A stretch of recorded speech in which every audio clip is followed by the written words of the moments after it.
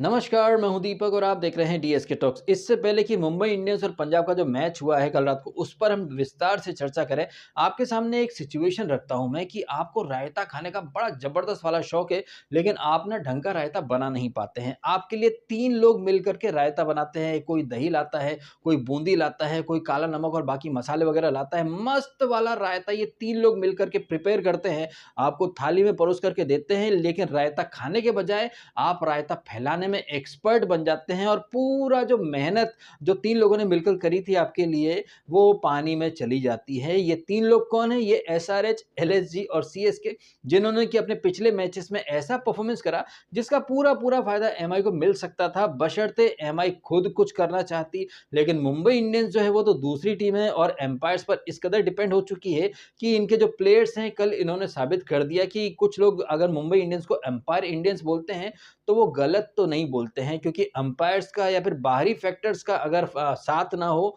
तो मुंबई इंडियंस एकदम नूबड़ी टीम की तरह परफॉर्म करती है। और कल आपने देखा कि ये मुंबई इंडियंस जो कि 5 बार की चैंपियन है, जिसमें बुमराह है, बोल्ट है, हार्दिक पांड्या है, रोहित शर्मा है, सूर्य कुमार यादव, विल जैक्स वगैरह इतने बड़े-बड़े नाम हैं, लेकिन कल इन बड़े-बड़े नामों को कहीं न कहीं पानी पिला करके रख दिया है पंजाब का नया लड़का वो प्रियांश आर्या और ऑस्ट्रेलिया का विकेट कीपर बैट्समैन जिसका नाम है जोस इंग्लिश। और ये ऑस्ट्रेलियन है, तो भाई ऑस्ट्रेलिया के जो प्लेयर्स हैं वो बड़े मैचेस में तो परफॉर्म करने के लिए जाने ही जाते हैं। और जिस तरह से कल इंग्लिश और प्रियांश ने धागा खोला है, मुंबई के पास भाई बचने का कहीं कोई रास्ता था नहीं। इकलौता वो बुमराह है, उसने थोड़ी फाइट देने की कोशिश करी और हाँ, मिच सेंटनर उसने 2 विकेट निकाले। इन दोनों के अलावा तो ना किसी को बॉलिंग डालते आ रही थी ना कुछ। और इस टीम का कप्तान कुंफू पांड्या ने कल जिस तरह से ब्लंडर करे बैटिंग में, बॉलिंग में, ये हार्दिक पांड्या जिसको कि पिछले साल लोगों ने छपरी बोला था, मैंने खुद ने इसको कई बार ट्रोल करा था, रोस्ट करा था, क्योंकि ये परफॉर्म करता था एकदम रत्ती भर, बट दिखावा ऐसा करता था दुनिया भर का। कल भी आपने वही देखा,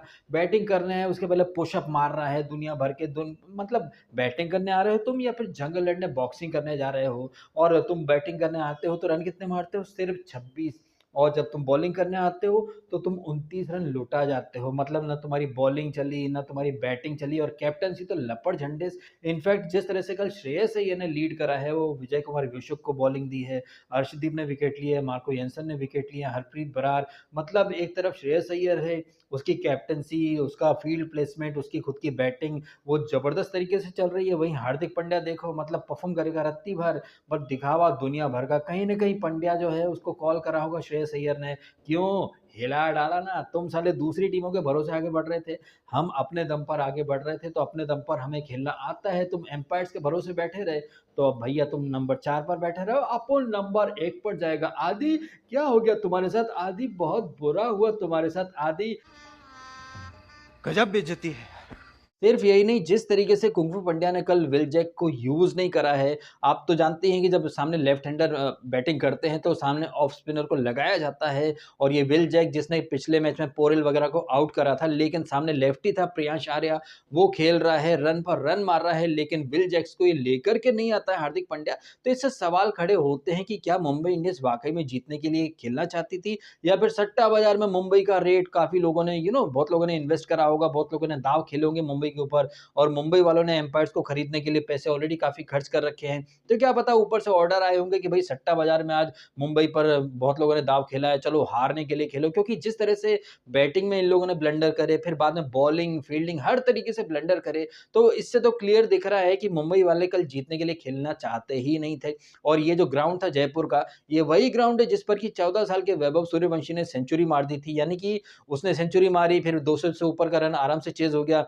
तो जब आपको पता है कि जिस मैदान पर, जिस कंडीशन में आप खेल रहे हो, वहाँ पर चेज़िंग टीम को फ़ायदा मिलता है, तो आपको अच्छी बैटिंग करनी चाहिए थी। 230, 240 के आसपास आपको रन टाँगने चाहिए थे, लेकिन आप तो 190 भी नहीं बना पाते हो। सूर्या ने 50 मारी, लेकिन बहुत ही स्लो, एंड में नमनदीप ने कुछ 20 एक रन मार दिए हैं। तब जाकर के मुंबई इंडियंस 184 समथिंग तक पहुँच पाई है। और ये जो टारगेट था, ये इतना कोई बड़ा टारगेट तो था नहीं। और जिस तरह से ये पीबी केस ने शुरुआत करी है, वो प्रियांश आर्या, हालाँकि प्रभ सिमरन जल्दबाजी में आउट हो गया, बट बाद में इंग्लिश और प्रियांश आर्या ने जो मोर्चा खोला है, इनका भर-भर के साथ दिया था हार्दिक पांड्या के ब्लंडर वाली कैप्टेंसी ने।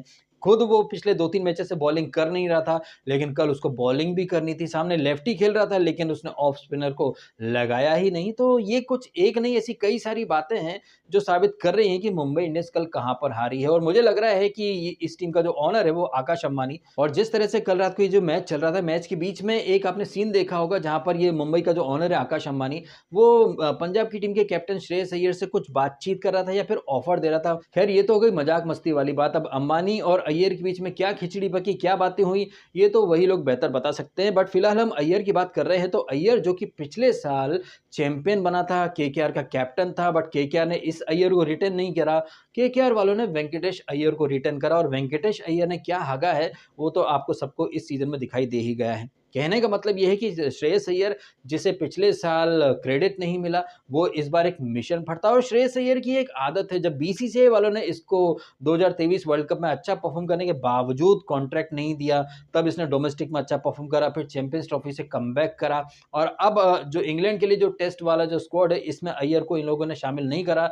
तो अय्यर एक मिशन पर है कि ठुकरा के मेरा प्यार, मेरा इंतकाम देखोगे।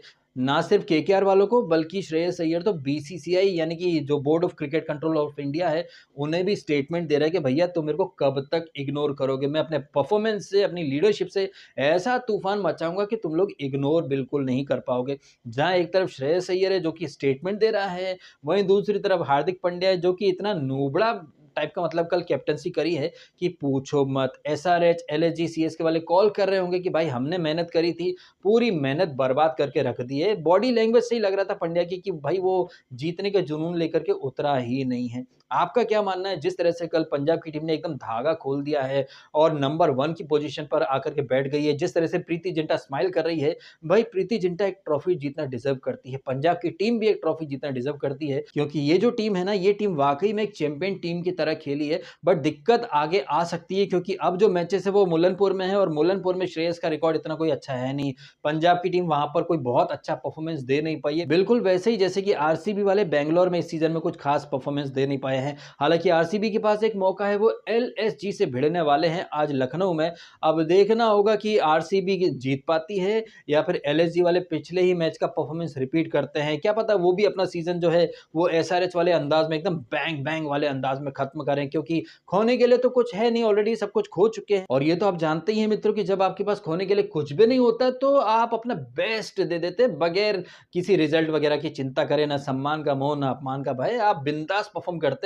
एसआरएच ने एक दिन पहले करके दिखाया था। एसआरएच वाले भी भाई टूर्नामेंट शुरू करा था 280 से, टूर्नामेंट खत्म करा 270, बीच में ये लोग एकदम लपड़ झंडेस वाले मोड में चले गए थे। यही मौका आज एलएसजी के पास भी है, ऋषभ पंत के पास भी एक मौका है कि सीजन खत्म होने से पहले एक तगड़ी इनिंग खेल करके एक स्टेटमेंट दे करके जाए। इनके पास अच्छा मौका है आरसीबी वर्सेस एमआई एलिमिनेटर करवाने का। अब ये क्या करते हैं क्या नहीं करते, ये तो आज रात को पता चल जाएगा। आप बताइएगा कमेंट करके, जिस तरह से मुंबई इंडियंस ने साबित कर दिया है कि बाहरी फैक्टर्स, एम्पायर्स की मदद ना मिले तो मुंबई इंडियंस एक नूबड़ी टीम बन जाती है, और ये नूबड़ों की तरह कैसे परफॉर्म करते हैं कल रात को देख लिया। बोल्ट, चाहर सब flop, Hardik Pandya, Rohit Sharma, Rickelton, Will Jack सब के सब फ्लॉप। सूर्य कुमार यादव ने 50 मारी, लेकिन वो रिदम में बिल्कुल भी नहीं लगा। ऐसा लग रहा था कि वो मर मर के बेमन से मतलब बैटिंग कर रहा है। और ये जो पिच था ये इतना कोई डिफिकल्ट तो नहीं था, क्योंकि प्रियांश आर्या और इंग्लिश ने धागा खोल दिया था। तो जिस पिच पर पंजाब के बल्लेबाज चल सकते हैं, उस पर एमआई के बल्लेबाज कैसे फ्लॉप हो गए भाई,